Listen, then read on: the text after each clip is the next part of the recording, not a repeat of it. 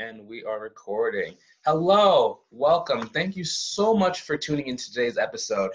With me today, I have Kristi Smith. She is a business and performance coach who is known for management consulting and leadership coaching.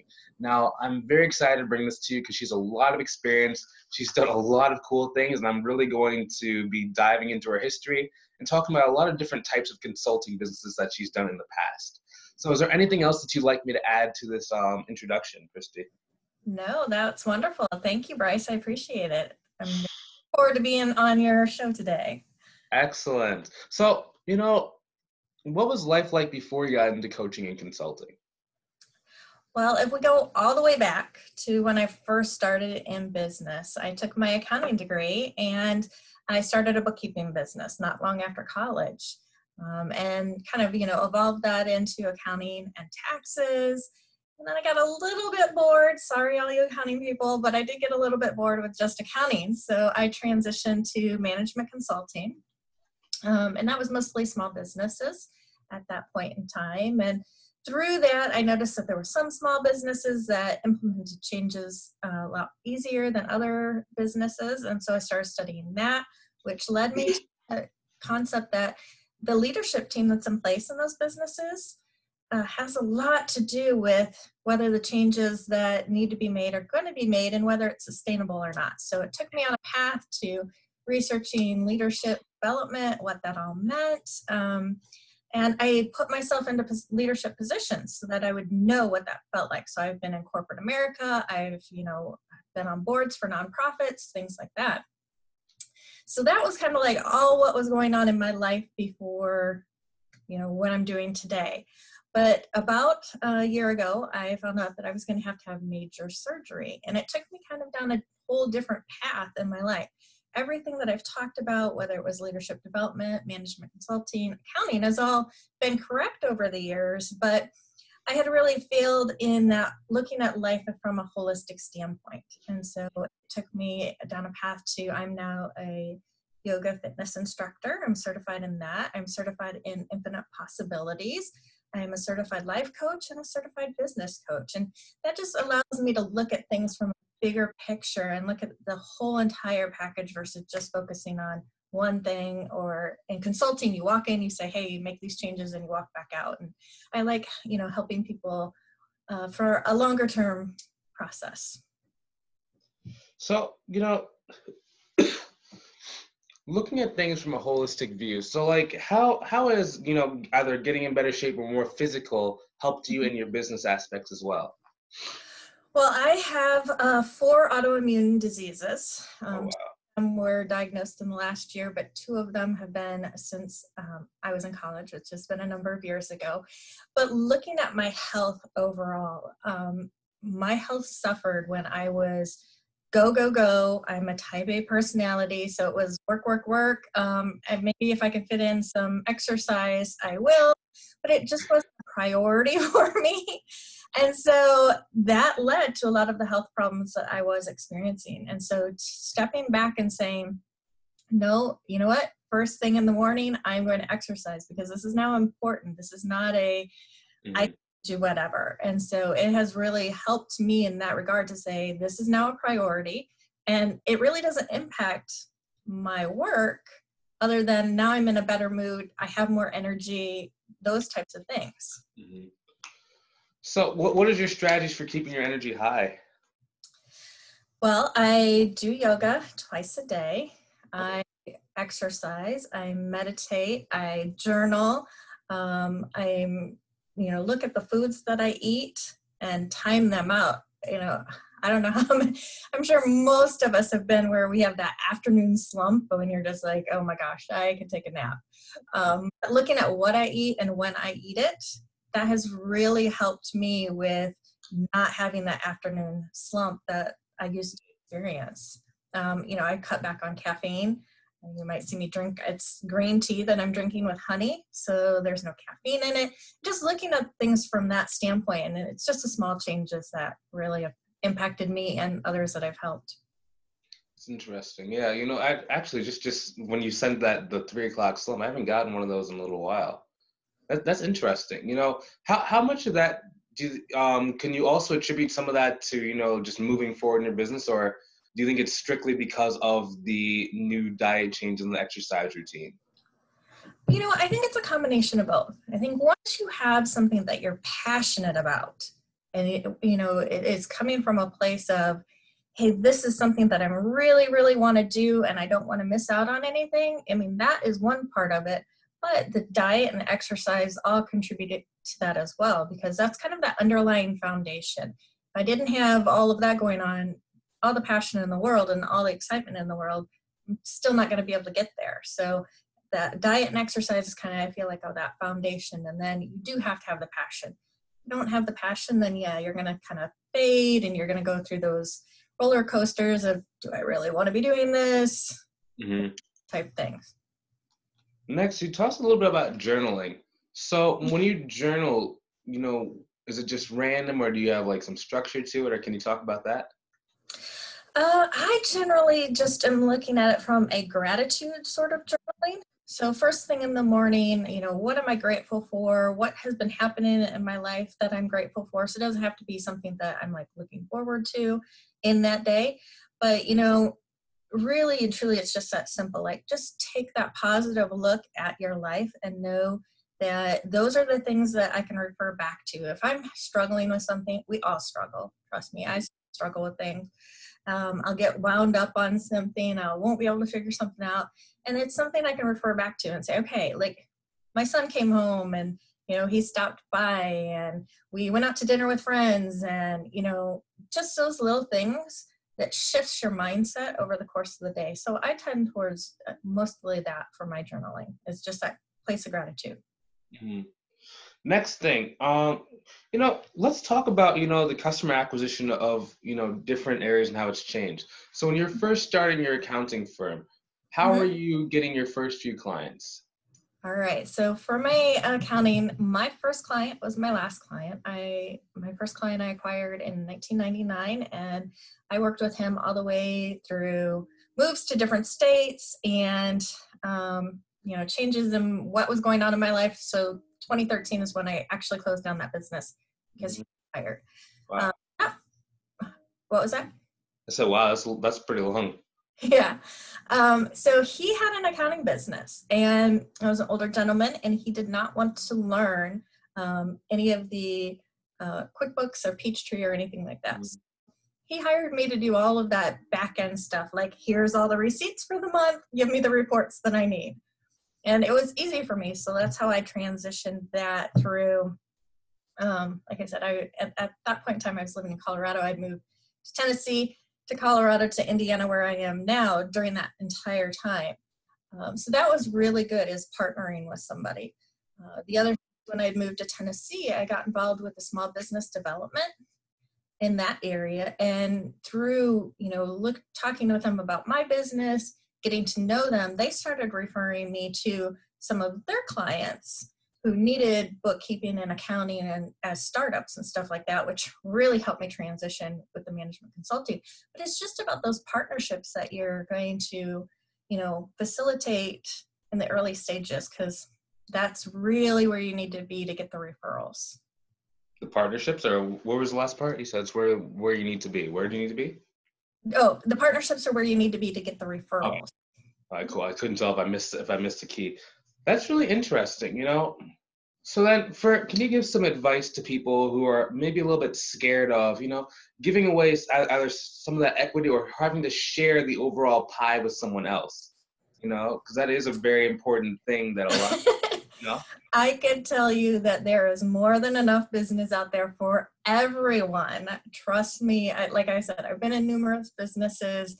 I don't really view, like, even right now, other business coaches or other life coaches as competition for me, because we're all coming from a different place. Like, my experience and the way that I interact with people is unique to me. And it's going to resonate with some people. It's not going to resonate with others. It's really great. So therefore now, like with the business coaching, I have this group of other business coaches that I know.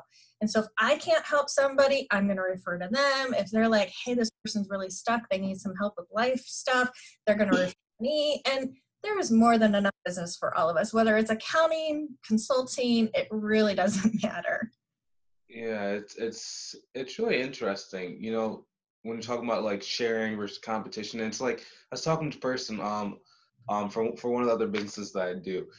I'm like, I have a 50% stake in the company, and the person's like, yeah, but every time you make money, you have to split it with someone else. And I'm like, yeah. You're still making money, right? Yeah, that's oftentimes a big thing. People are like, but if I did it on my own, I can have 100%. I'm like, yeah, but you're probably not really gonna go that far by yourself. Right. So, And you really do need people next to you to like, sometimes it's just to bounce ideas, right? So you can kind of get this group of people around you, you can mastermind with them and say, all right, so this is how I'm, marketing, or this is how I'm networking. It doesn't seem to be working. What are you doing? And you can really be champions for one another because, again, it's more about the relationship. And really business is all about relationship, is how are you in relationship with somebody? And if that relationship is not working out, then it's really going to probably be a better fit for somebody else that frees up your time for the people who really do want to work with you. So, might seem counterintuitive, but in the long run, it's better for you. so let me ask you this. So, like you said, it seems counterintuitive when you're like, not really moving. How do people go from, that short term of I need to get as many clients as I can because I have to pay my bills to, still thinking long term where good fit versus bad fit? Yeah, that is really hard. We've all been there. We've all done it. But there's times even now that I'm like, oh, if I just had a couple more clients.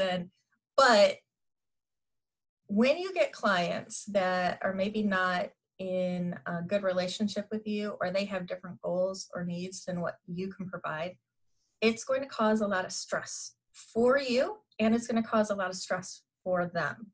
Okay, because you guys are not going to talk the same language. You're not going to have the same wants and needs. You're not going to have those wants and needs being satisfied. And so that it really will cause a lot more stress than it is worth for you. And so just you have to keep your eye, like, what is your big picture? What does your ideal client look like? What do they act like? What are they looking for?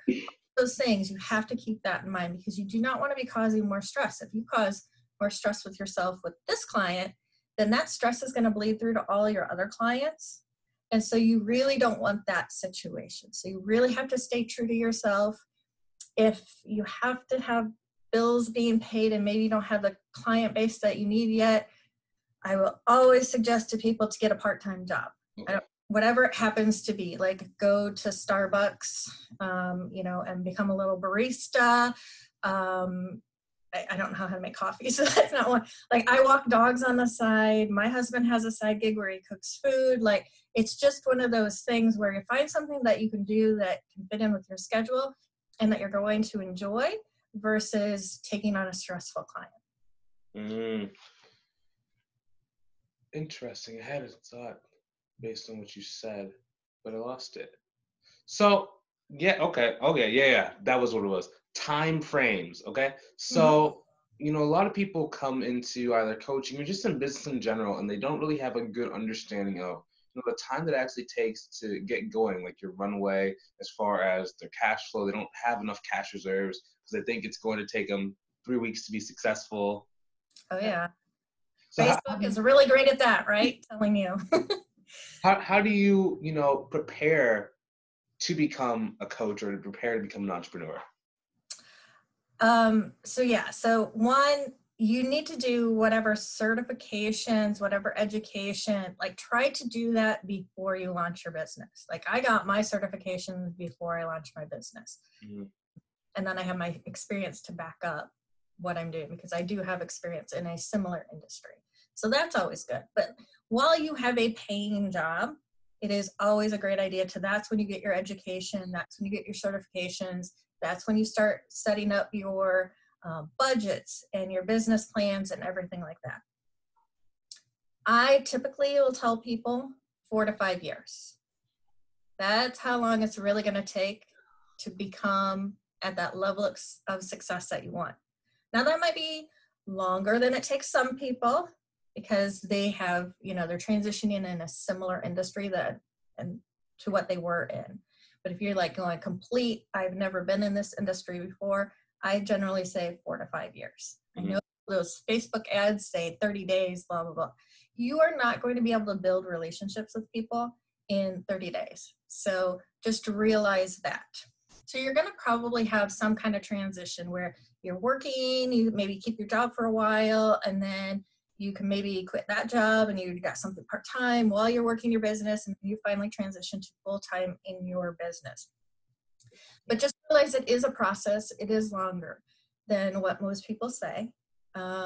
It requires a lot of hard work. So realize that in the time frame of whatever you're looking at. And then I would also say, whatever time you think like, oh, well, I only have 30 minutes a day to spend on this business, realize that your full-time job is taking you 8 hours or more a day. So 30 minutes is just going to lengthen the time it takes for your business to be successful. Okay. Saying burn yourself out. I'm just saying have that be a realistic point of how much time it's going to take. Yeah, and in additional, just because, you say you have 30 minutes to move per day, that's not including, cooking dinner, cleaning, kids, the fact that you're probably tired from your job, and the fact that, after work, you're used to maybe watching TV or doing something, But here's the flip side, right, to that. Right. People who quit their job and go into it, and they struggle because they don't understand how to manage their time. So can you talk about managing your time as a full-time entrepreneur? Yeah, when you are a full-time entrepreneur, nobody is setting your schedule for you. Like, you have to be 100% responsible for this. So we go through school, we go through college, we go through work, and somebody else is saying, hey, this is the deadline, this is when you have to be there, this is whatever, there's structure there. So now all of a sudden you've been thrown into the deep end and there's no structure because you have to create it. So an exercise that I just went through with my coach, because I have a coach as well, is setting up my ideal week. And you lay it out and you're like, hey, this is what time I'm going to get up. And this is what time I'm going to go exercise. And this is what time I have, these are standing appointments throughout the week. Like my coaching appointment with my coach, that's an appointment every week. So I just lay it all out. And then I know, like, okay, on Monday at 10 o'clock, I'm doing content creation for marketing or whatever it happens to be. Wednesday at this time, I have a coaching with so-and-so, and that's blocked off. So it really helps me keep on track, and it helps me see everything that's going on. Like, I can set aside time for my personal and professional development. Like, I have books that I'm reading. I have things that I'm still doing. I'm not stopping learning. That's not something you can do as an entrepreneur. You have to keep current. I've set aside time for volunteering because volunteering is something that is important to me. So with that ideal calendar, I know, hey, every day, this is what I should be doing at this time. And so I don't get caught up in that, oh, well, today I can binge watch whatever on Netflix. Like, I have a routine and I stick to my routine. And it's helped me tremendously to set that routine for myself. So, you talk about building relationships. Mm-hmm. Now, I want to kind of break that down. First, what do you consider, is there good relationships, bad relationships inside a business, or? I would say yes. And I don't know if I necessarily would say good or bad. I will say that there are some relationships that are going to be more positive for your business and some that are maybe going to detract. When I first started in business, and this is probably pretty typical of most people, your family and friends may not be on board, and you're going to have to realize that. It was a struggle for me initially. Friends at this point in time, even now, and I've been in business for 20 plus years now, there are still friends that don't understand what you're doing. They don't understand that, like, setting your own schedule doesn't mean do whatever, whenever. Yeah, they're like, you don't have anywhere to go, or you're an entrepreneur, you're not doing anything. And I'm like, okay. Yeah, like I have a list of 20 things I need to get done today, right? Like, so there is going to be some of the lack of understanding. And so I don't want to say that that's bad. It's just, it's not going to necessarily be as supportive as you maybe hoped it would be. So take that into consideration. And again, get some people around you that are entrepreneurs or that do understand. So that way you have that outlet for, hey, this is what's going on. This is, I'm stressed about this. And you can have those business owner conversations. So then when it comes to clients or customers or whatever you're calling the people who are paying you, right? So you're going to have good relationships in that. And those are going to be the people who are going to support you. They buy into what you're doing. And they're just a joy to work with. You get excited. You're like, oh, I get to talk to so-and-so on this day. And, you're going to feel that energy that it's a good, positive thing. If you get to a point where you're like, oh, I don't really want to talk to that client, you maybe want to avoid their email, those types of things, because it's stressful for you, maybe it's time to look at that relationship a little bit differently and whether it needs to be there or not and what needs to change and have those conversations around it. And the third type of relationship that you're really going to have in your business is the people who support you, love what you're doing, but they may not be clients. Okay. So these are people you're going to be networking with out in the community, wherever you are, online, those types of things. They are friends or colleagues, whatever they happen to be. They're not buying your service, but they know people who are going to potentially need your services. And so that friendship there is key importance in the long-term success, because that's where a lot of your referrals are going to come from. And so maintaining that, and don't make it about your business. None of those relationships really need to be about your business. They need to be about relationship and friendship and how you guys can help one another with life, because that is going to be more important than, hey, you haven't given me a referral for business lately. Like, you don't want to have that conversation. So just make sure that you're providing value to that person's life and that they're providing value to your life in positive ways. And, the referrals, trust me. What does that word value mean to you? Give without the expectation of return. Make sure that they know that you like them as a person, that they, I guess that's about the best way to phrase it. Like, just that there's a positive experience that comes along with that relationship. That value, I guess, is how I would explain that. Okay. Yeah, that's always a hard term, right? Whenever people say the word value, because it's like everybody has such a different, everybody has like a different meaning of it, right? Like some people, they talk about value as like, okay, I'll give you one. One guy asked for some piece of content. He's like, I'll give you something valuable in return, or a value in return. I don't know what he thinks I think is valuable. I don't know what he thinks is valuable. And when the person actually gave me something, I was like, yep, missed the mark. But I was like, that conversation, right? Like next time you can be like, well, okay, so this would be something valuable to me, right? I was like, I didn't even want.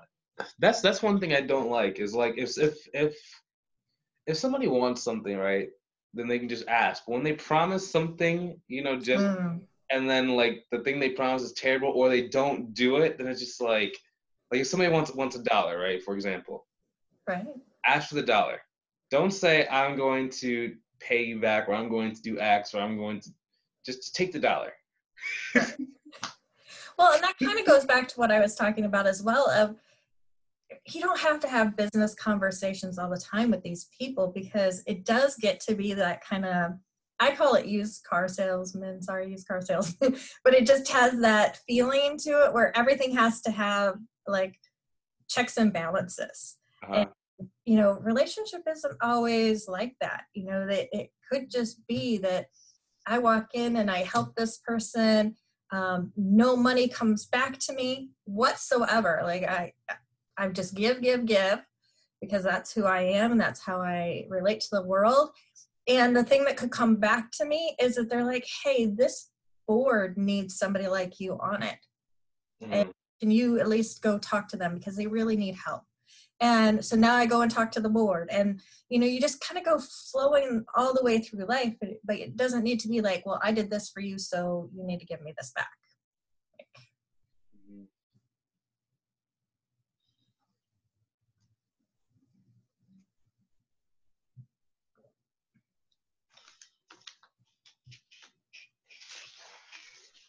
That's interesting. Yeah, you know, because that's interesting. Because whenever I think of relationships, I think about separating them a little bit, right, between personal and between business. But I generally don't view my business and my personal life as different. So it's just kind of interesting that I have like those two, you know, I can figure out exactly what the word is, opposing beliefs and viewpoints. Yeah. There was one more question. You know, so what is success to you in terms of either business or in life? Freedom. That is where I am on my life path. It's going to be whatever you guys need for you. If you would have asked me what it was 10 years ago, it would have been continuously moving up and bigger and better. And now I've just gotten, you know, my husband and I were empty nesters. So we look at life a little bit differently. So right now it's freedom. Like, I want the freedom to work from anywhere in the world via the internet. And I want the freedom to choose passion projects to work on that, you know, whether I get paid for them or not, that's not the important part of the passion project. The passion project is, you know, I feel passionate about this cause or whatever is going on. And I want the freedom to work on that without having to worry about, oh, am I going to get paid? Am I not going to get paid? Like, how am I going to pay my bills? So right now for me, it's all about freedom.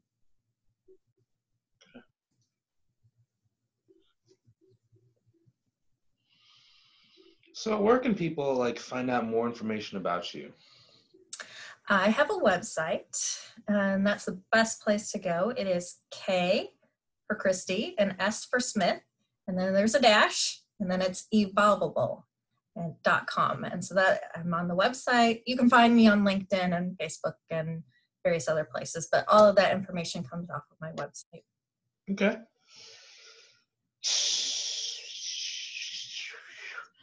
Next thing, excuse me, man, this cough is really annoying, but I feel like it's getting better though. So, Good. you know, are you working on any special projects, or do you have any kind of new programs or courses or group training coming out? I do. So right now I'm currently writing a book. I've written it. It's about leadership. So now I'm kind of in the editing phase, which I guess I didn't realize that part was going to be so hard after writing blogs and stuff. Like, you think it's going to be easy, but goodness, the second guessing myself has been interesting. And then, yes, I do have some programs that are going to be coming out. This year, I'm releasing one program every month. So here in January, I am releasing Leader Vision, and it's going to be all about leadership. I think I'm going to have about 8 modules in it. It's going to be some video content, some workbook content, and then personal coaching with me. But all of that will be on my website when it'll be released later this month. But yeah, it'll be on the website first. Okay. Cool.